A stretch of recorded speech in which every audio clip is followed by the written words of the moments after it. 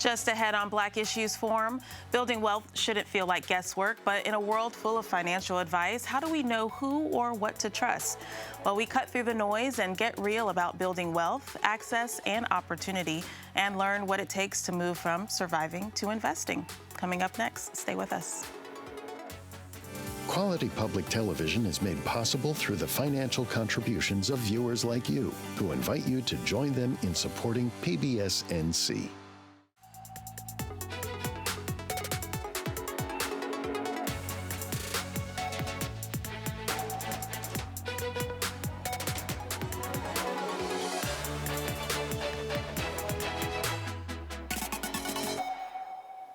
Welcome to Black Issues Forum. I'm Kenia Thompson. From cryptocurrency to artificial intelligence, today's financial landscape is evolving rapidly. But with so much information and misinformation, how do you know what's real, what's risky, and what actually builds wealth? We're breaking it down from foundational financial literacy to modern investment strategies. We're talking about what it really takes to make informed decisions. Joining me first is Patrick Lyons, a member of the 100 Black Men of the Triangle East, an organization that's focused on mentorship, education, and economic empowerment.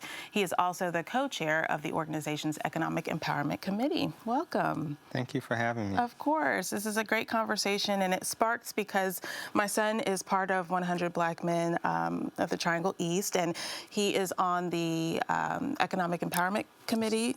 Part of it, you guys are doing a stock market game, and we'll talk a little bit about that, but that sparked this idea of, well, let's talk about it on the show, because a lot of folks, breaking down investment and stocks and trading can get a little confusing or overwhelming. I'd love for you to start off by kind of defining those different categories. What are stocks, and what's investing, and then what's crypto? Well, stocks represent ownership in a company. So when you buy a share, you actually become an owner in that company.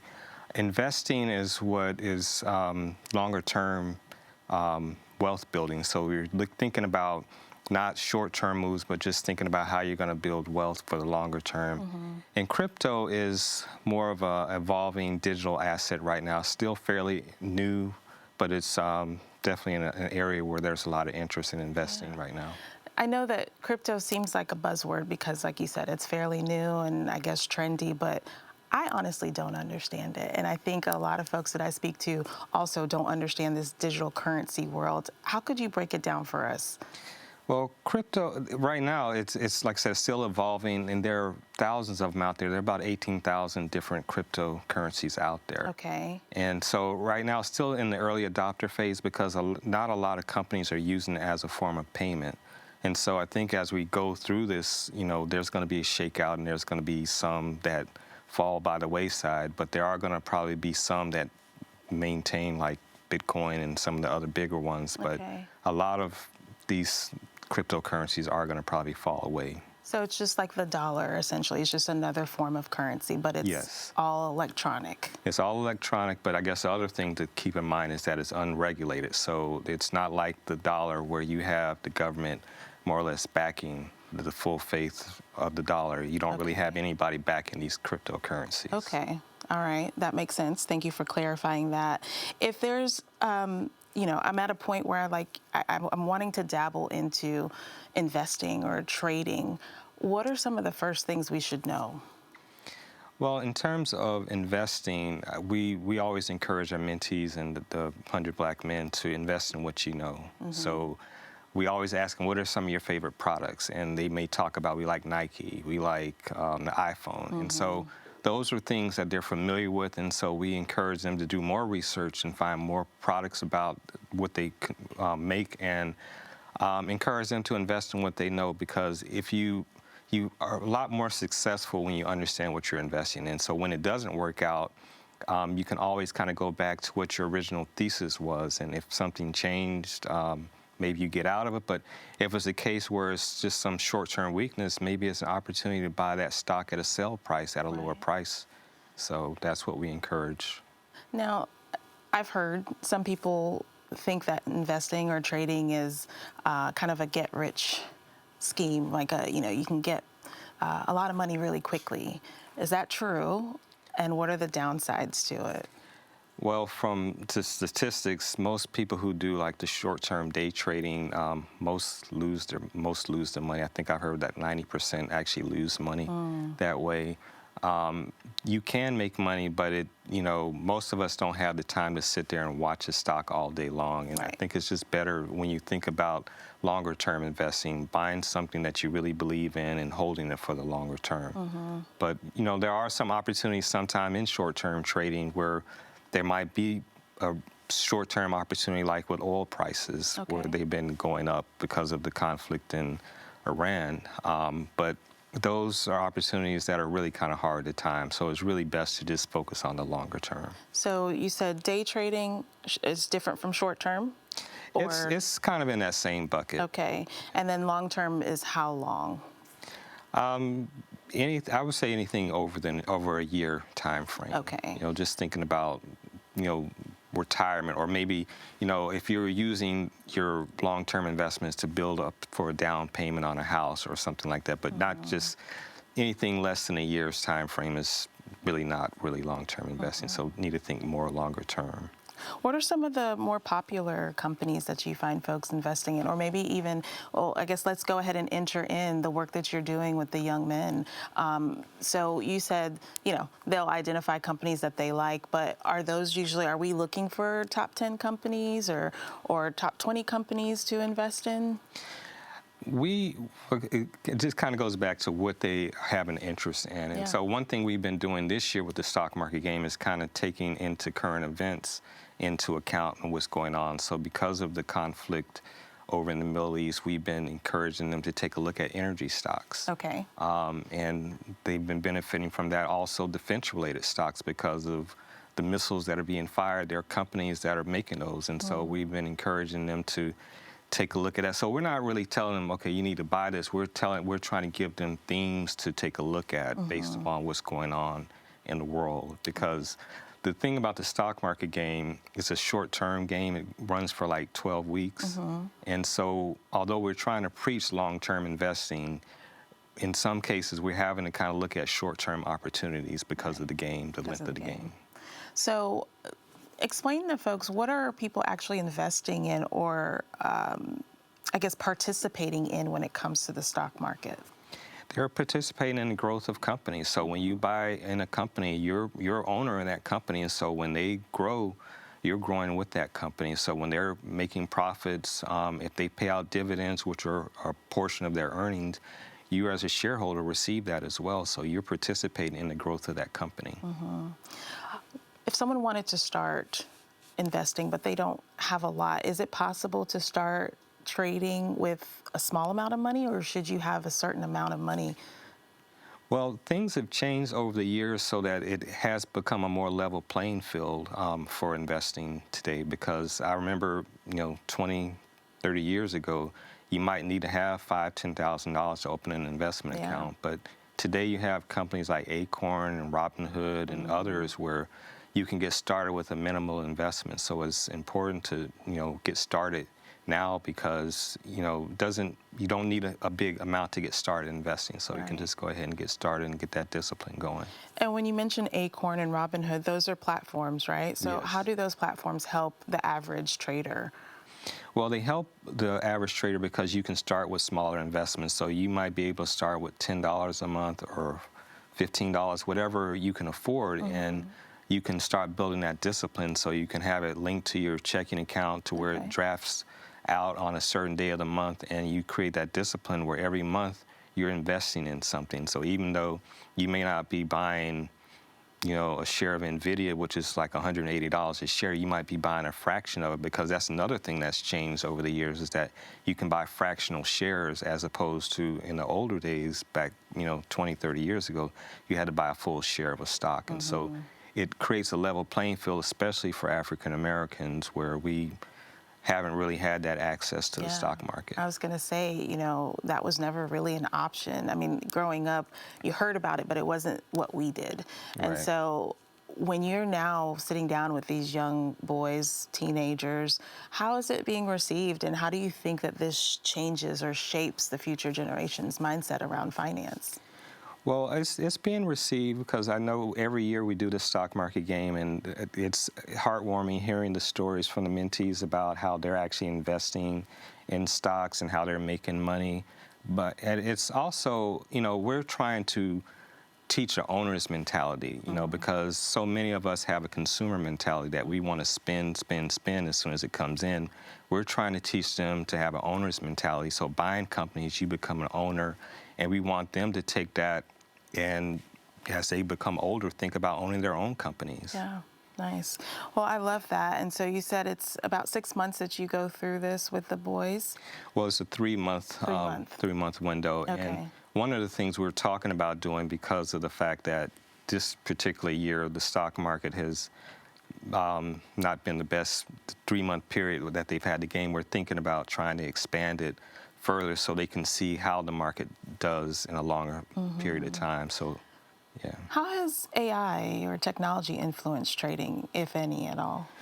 It's starting to influence because of the thought that it's going to lower costs for companies. And so if it lowers costs for companies, that means that they're going to have higher profits. And if they have higher profits, then that should hopefully get their stock prices going up. So the thought is that it's going to lower costs and increase efficiency and make more profits. So for those who are invested, the thought is that you're going to make more money over the long haul, because that's the direction a lot of companies are doing. Okay. Now, when we met before the show, you brought your book, right? And so you are also a financial advisor. Yes. And so tell us a little bit about your book, Map Your Financial Freedom, and what it's all about and why'd you write it? I wrote Map Your Financial Freedom because I wanted to give back to the community, because I made a lot of mistakes when I was in high school and college with money. And so I talk about some of my stories about making bad choices with credit and not budgeting. And so the book is broken down into a few sections. One is on budgeting, because that's the foundation of building that financial wealth, because if you don't know what you have coming in and going out, it's really hard to be able to build anything from that. Also talk about managing credit responsibly, because unfortunately, growing up, I made poor choices, and I was learning from my parents who, they did the best they could, but they didn't know. And so I, followed some of those same cycles that they did. Yeah. Then I get into talking about insurance and things like that, because that's also an important part of wealth building. And then the last part is talking about investing, because we need to build wealth through investing. And there are other ways, not just the stock market, but also real estate as well. Yeah, well, great. And folks can find it on Amazon if they want to go check it out. Awesome. Well, Patrick Lyons, thank you so much for being here. Thank you for having me. Thank you. Well, part of the financial shift to investing begins with a mindset change. For decades, Black families passed down the idea that you must work hard and long to gain any kind of wealth. But that thought is now being challenged. Take a look at this clip from the Breakfast Club podcast. We've been taught in the Black community. The greatest financial myth, I think, is that the harder you work, that's going to lead to success. And it's like, shout out to my bro, Wall Street Trapper. He said something that was so profound to me. It's like, coming from working class environments, we all know people that work 2 jobs. It's pretty common, right? Even 3 jobs sometimes, overnight shifts. And you really think about it, I never met one person that worked 2 jobs that had more money than somebody that worked 1 job. I never met one person that worked 2 jobs that had money. They still broke. And it's like, the reason is because you're trading your time for money, and that's not really how to get money. You got to have your money work for you. And that's really the greatest myth I think that we've been taught, is like, money doesn't grow on trees. You got to work hard. But That's it. It's really crazy, because it's like, nah, not really. Your money has to work hard for you, because the harder you work for money, you're just going to burn yourself out, and you're still going to be broke at the end of the day. So like, I had a friend of mine, I'll never forget, and he was like, this was like 10 years ago, and he's older than me, but he was like probably 30 at the time, and he was like, I wish I would have been a firefighter. And no disrespect, I love firefighters, or, we come from blue-class working environments. But the point is, I'm like, why do you want to be a firefighter? Like, it's a dangerous job. He's like, just do a quick 30 years, you get your pension, and you retire. And I'm thinking to myself, like, quick 30, that's your life. Like, you know what I'm saying? But that's how we taught, like, just work a job just to get a pension. But it's like, it's so crazy, because it's like, if you put $6,000 into a Roth IRA for your child at 14 years old, right? And let's say it grows 12%, By the time they're 60 at retirement, there'll be $1.1 million in it. So you could literally make your child a millionaire with $6,000. And now people is literally trading their whole life to get a pension, to retire. You could set your child up for $6,000 when they're 14, have 1.1 million. Like, don't even worry about your retirement. It's already there. Focus on what you want to do in life. How many of us gave up our whole dreams, our whole life to have a pension, to have some security, and we still don't have security? So for me, that's the greatest myth. I think Well, now we shift from understanding money to strategizing with it. What should your money be doing for you now and in the future? To answer that question is Ryan Ray, founder of Triangle Entrepreneurship. He helps individuals think strategically about how their money works for them. Welcome, friends. Thank you so much for having me. Of course. So we just watched that clip, right? Yep. You talk about mindset shifting all the time. And, you know, with Patrick, what he was sharing with his book and the lessons he's learned, it hasn't been something generationally that our Black communities have thought about investing and generational wealth. So let's start with mindset shift, because that's a big piece of this. How do we shift the mind? Yeah, I think we shift the mind by first we have to pause and think long term about what it is that we want to accomplish. You know, as we just heard in the clip, you know, a quick 30 years, right? And the challenge is, you know, as Mr. Lyons said, we're consumers. Yeah. So we spend that 30 years that we're working also as consumers. Yeah. So we haven't saved, we haven't invested. So the mindset shift is to say, okay, let me look down the road 30 years and think about what I should have done today, and then begin implementing that. And so if we begin to think legacy, if we begin to think lifestyle, you know, everybody wants to live to get old, but nobody's planning to get old. right? And so if we start thinking down the road, it would then shift our behaviors today. Yeah. But that mindset has to think with just pausing and saying, you know, because you're going to pay the price one or two ways. You're going to pay it now, or you're going to pay it later. And most of us pay it later because we're enjoying the fruits of our labor today, and we've put nothing away for tomorrow. So when we get down there, it's like, now what? Now what? And I don't know if this is just, you know, my kids and their friends' mindset, but a lot of the younger mindset is, oh, I'll worry about tomorrow. Absolutely. Right? Because they're living in the now. But I love what he's doing with those young boys, because it's shifting that mindset. You talk about three key rules of money. What are those three key rules of money? I love this. So the first one is compound interest, right? Like, and again, we talk about consumerism. For most of us, compound interest is working against us in the form of debt, right? So when you get a credit card and you're paying that, I think it should be illegal, 22% interest on it, right? Yeah. That's compound interest working against you, but for the company. But if we can take compound interest to work for us in the form, so the formula is, if you want to double your money, it's the rule of 72, right? You take 72 and you divide it by the interest rate that you're getting on your money. So quick example, if you're getting 1% of your money in a traditional bank, then it's going to take 72 years to double your money. You got $1 in the bank at 1%, it's going to take 72 years for it to become $2, right? So that's compound interest. The challenge with that is, this thing that's fighting against our compound interest is inflation, right? A house in 1970, $23,000. Just a quick 20 years later, that house price has doubled twice, from 50 to now $125,000 in 1990. What are house prices today? Another generation later, 4.25, right? And so you've got to have your money working harder to outpace this monster called inflation. If we keep it that same path, another 20 years from now, homes are $1.5 million. Imagine that.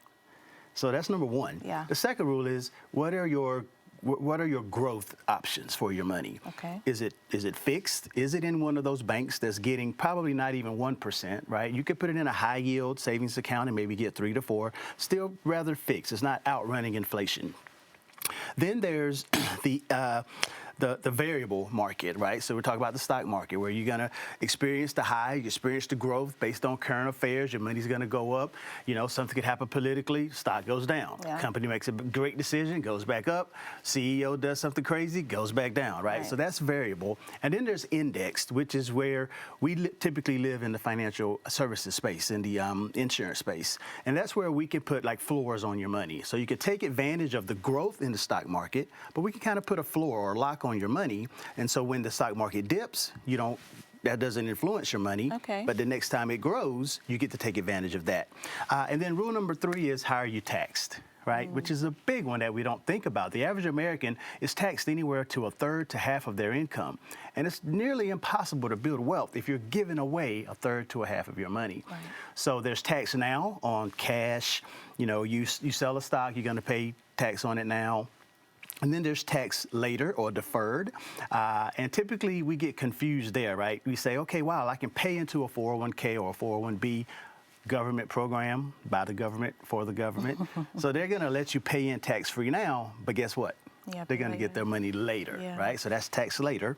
And then there's what we call tax never. Okay. And again, if you're able to leverage some of these insurance models and products, fixed index annuities, universal index, Roths that we heard about earlier, Yeah. you can literally, if you stay like for like when you move your money, you can literally pull that money out, withdraw it, or take a loan on it without any tax penalties. So let's dig in Yeah, there. absolutely. We heard stocks and trading and investment. Let's talk. You said fixed variable. Yeah, so fixed indexed annuities. Fixed index annuities. I'm learning new Yep, vocabulary yep, words yep, today. yep. So explain to us what that looks like real time. How do we get into it? Yeah. How much do we need? No, so it's simple. So real life example. My niece, she worked really hard to get her nursing degree. She just graduated this last semester. Shout out to the Broncos, Fairfield State. And she worked for Caterpillar, a company there in Fayetteville where she went to school. She was able to stack about $30,000 into a 401k while she was working. Okay. Well, now she's employed with Moses Cone Hospital over in Greensboro, right? But now she has money sitting in a former employer's 401k plan. Right. And we often joke and say that's like having money in an ex's bank account, right? You don't want it there. You got to get it out of there. So we're going to take that, roll it over into a traditional IRA for her, which will be in a fixed annuity account. Okay. And then I'm going to encourage her to contribute about $100 a month Okay. to that. Well, by the time she retires, that will very easily have been guaranteed over $250,000. Oh, wow. Now, if At it gets $100 a month. at $100 a month. Okay. Now, if it gets 12, 14%, again, like we heard in the clip, which is very possible, she'll very more than likely be a millionaire by the time she retires. Now, what if I don't have $30,000 to start it? Same thing. So you can take that either fixed indexed annuity or what we call an index universal life policy. Okay. Same thing, $50, $100 a month you can put into these programs or into these policies, and you're going to get the protection of the death benefit. So now you get to have someone to inherit that at your death, right? Okay. But then also you're going to be able to take advantage of the growth of the market. You're making this investment over time.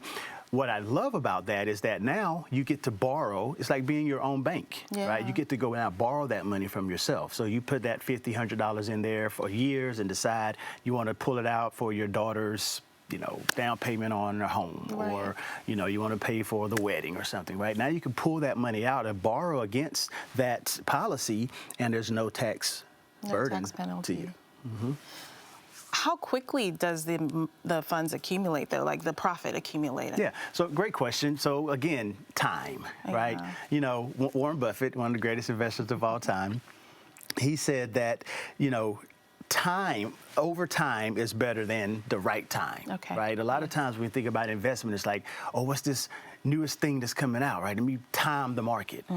Well, if the timing is never right and you never get in, there's no benefit. Yeah. But if you get in early and play the long game, again, as Mr. Lyons said, that's a long game, then that benefit can be tremendous on the upside. And so again, I think that goes back to mindset and what is it that you're really trying to accomplish. And then of course, how much you're investing over that length of time. I think part of it has to be that you've got to compartmentalize today's financial stress with the stress you want to alleviate later on. Because I think a lot of people feel, well, I've got real-time things happening today, but most of us could put away $50 to $100. It goes back to short-term gratification versus long-term gratification. It comes back to, do you want to leave an inheritance for your children's children, if you believe in the Bible as what it says, or do you want to eat all the fruit of your labor today, Right. In my work with entrepreneurs, I talk a lot about at some point, your productive capacity, your ability to go out into the market and produce, whether it be for time, whether it be for a skill set, whether it be for your knowledge, is going to come to an end, right? Your health, the market's going to change, your business is no longer valid. So you have to begin to prepare for when you're no longer, not if, when you're no longer able to produce at the capacity you are today. And most people can scale down their lifestyle, and that's the other piece too. We always try to make more, make more, make more. Well, where can you save? Where are you wasting? Where are you not being a good steward of what you have that you can now take that and invest? Well, where can folks call you, find you, get some advice? Yeah, absolutely. So you can find me across all social media at Ryan Ray Official. You can email me directly at ryan@rrofinancial.com. And so, yeah, I'm out there. Awesome. Well, thank you, Ryan Ray. My pleasure. I appreciate it. Absolutely. And I thank you for watching. If you want more content like this, we invite you to engage with us on Instagram using the hashtag Black Issues Forum. You can also find our full episodes on pbsnc.org/Black Issues Forum and on the PBS video app. I'm Kenia Thompson. I'll see you next time.